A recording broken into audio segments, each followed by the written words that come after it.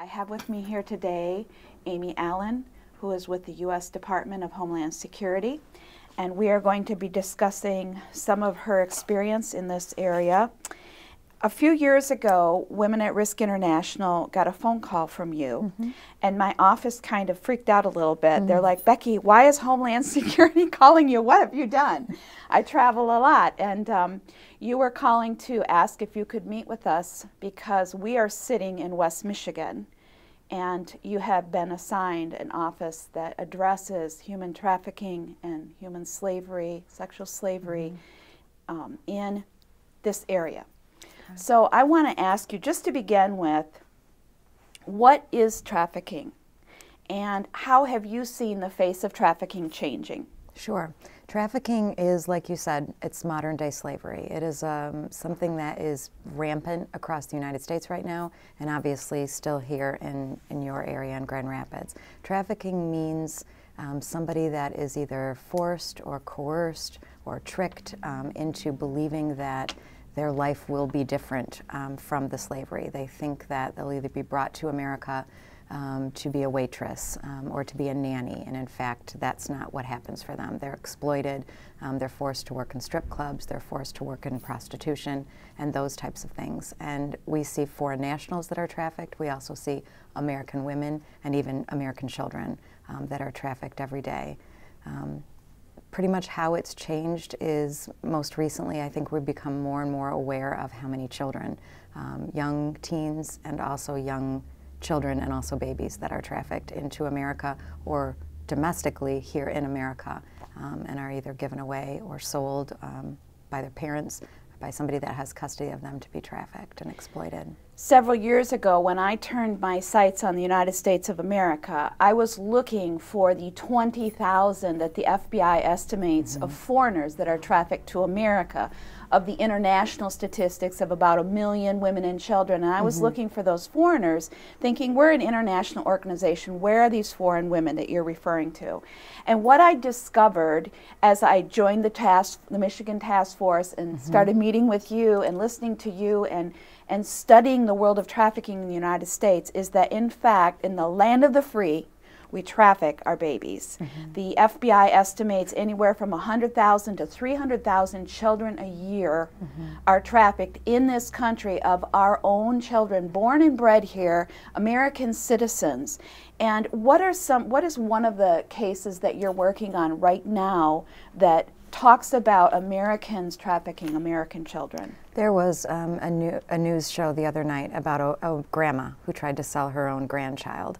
That is more frequent than what the news reports. There are cases, some of them I could tell you about because they've been recovered, others that every single day we're looking for.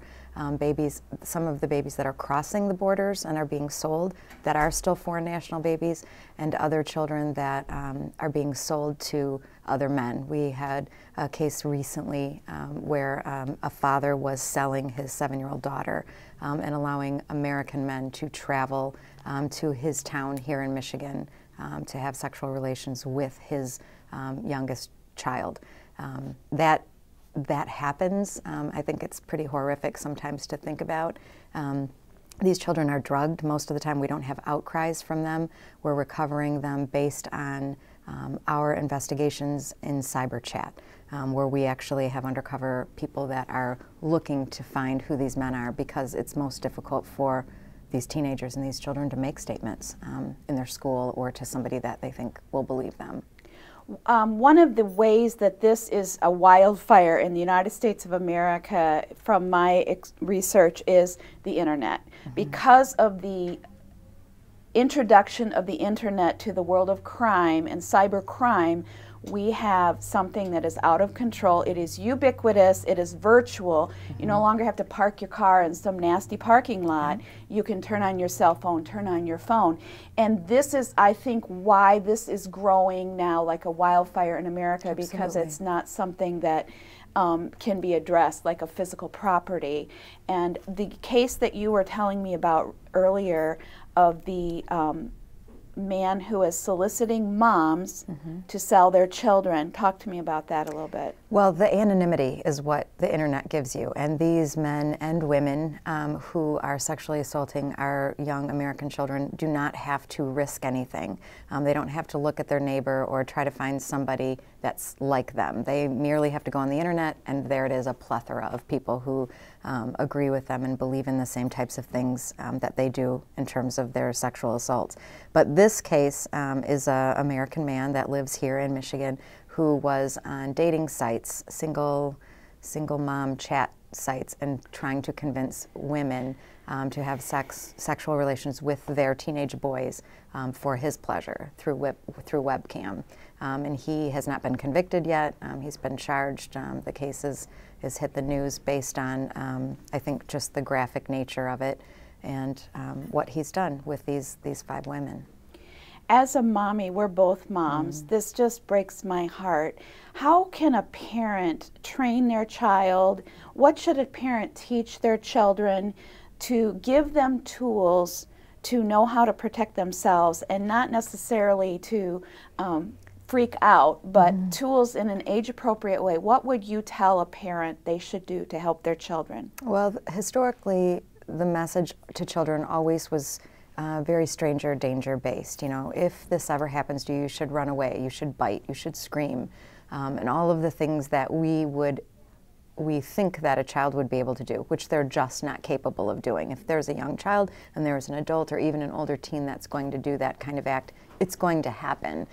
First of all, because your first reaction to any kind of trauma is shock, and you don't think necessarily always to scream and bite and shout and all of that, no matter what you've taught. So I think the most important thing that parents know is that they should tell their children that if anything like that ever happens, or anybody tries to do anything like that, that they should tell. So that in their head they know that they didn't do anything wrong. If this happens to me, I'm going to tell somebody and I'm going to be believed, which is another message that parents can send their kids, that I'll believe you if this ever happens to you. And that they don't have to look back and think, I forgot to bite, I forgot to scream, I didn't do anything right because I just laid there, or I was frozen in fear. And so it's somehow my fault because I didn't do what I was told to do. How can a person identify somebody who's being trafficked? What would be the signs, some of the signs that would identify that a person is being trafficked against their will? Well, first of all, a lot of people think if somebody's being trafficked that they're going to tell. So they immediately discount any uncomfortableness or suspicion based on the fact that maybe they're having a conversation with that person and they appear to be okay. A trafficked woman isn't necessarily going to make an outcry. There are going to be indicators such as a very, very submissive, meek personality, somebody who is not living in a home, they're living in a business, that doesn't have custody of their kids and can't really talk to you about where their children are, or who appear to be so fearful, who don't have their physical documents in their hand, are worried about somebody finding out their legal status in terms of being a U.S. citizen, yet they appear to be working long hours. There's a lot of indicators depending on what kind of traffic it is. If that's a sex trafficked woman, very different from a labor trafficked man, it kind of just it's different based on probably what's happening to them. If somebody suspected that somebody was being trafficked, what should they do? Well, the key word that you said is suspected. What we want from American citizens is not to determine whether or not they think somebody's trafficked, and not to have a fear of, I can't report this because I really don't know. If they suspect that they're being trafficked, they can report it to local law enforcement or federal law enforcement. And really the goal for them in their suspicion is see if that suspicion is validated by any other suspicions or any other paperwork that we have that maybe has already begun an investigation. They don't have to know for sure. They just have to call us if they suspect. And that number that they would call is what? Our 800 DHS tip line. All right. And they can also email us tips that we pass on to you if they don't want to go directly to a government number. And we've been successful in the past with tips that you've given us. Yes. How does the trafficking of minors take place in America, and in particular in the school system? The trafficking of minors in terms of the exploitation is happening in every city that we can talk of in Michigan. And again, like you said, part of that is because of the internet.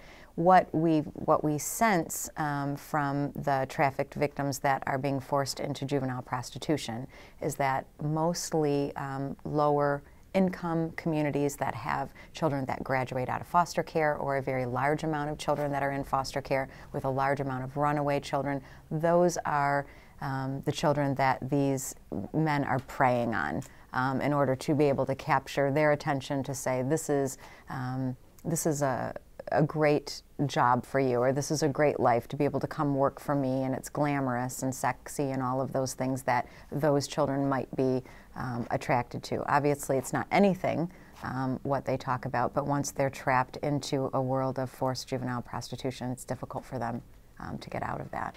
How can people educate and protect themselves against trafficking? To protect themselves against trafficking, really, in terms of what we can do as a community, is tell our children that to beware of these types of things. We've had men who have been incarcerated for forced juvenile prostitution who have given us tips on how they would find victims, how they would go into a mall and look around, and they would find a girl with her friend or all alone and say something like, "Hey, I like the way you look in those pants." And the girl that never spoke, that just looked and kept walking, was somebody that they would say, "I'd give up on that girl." The girl that they would say, "Hey, I like the way you look in those pants," who would say, "Oh, thank you," or "Okay," would be somebody that maybe they would think they would follow. But the girl for sure that they would follow and that they would try to attract into juvenile prostitution is the girl that would say, "Do you think? Really?" And he would play on that type of low self-esteem. And all of them across the board that have been interviewed have said that it's easy to be able to target a certain girl, a certain teenage girl, for something like this, based on the low self-esteem.